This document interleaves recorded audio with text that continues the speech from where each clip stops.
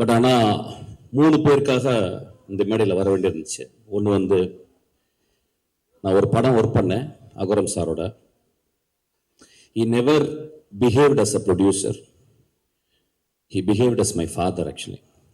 He loved my film. He loved every process of my filmmaking. அந்த படம் பெருசாக அவருக்கு வந்து பிரேக் ஈவன் தான் பண்ணியிருக்குன்னு நினைக்கிறேன். பட் இன்னும் சொல்லுவார், என்னுடைய கம்பெனியில் எடுத்த பெஸ்ட் படம்னு சொல்லுவார். ஸோ அவருடைய அன்புக்காக இந்த படம் மிகப்பெரிய வெற்றி படம் அவருக்கு. அவர் வந்து ஒரு மிடாஸ் டச் மாதிரி, whatever he touches it will be a hit film. அந்த மிடாஸ் டச்சிலேருந்து 2 குழந்தைகளை பெற்றெடுத்திருக்காரு. ரொம்ப எக்ஸ்ட்ரானரி சில்ட்ரன்.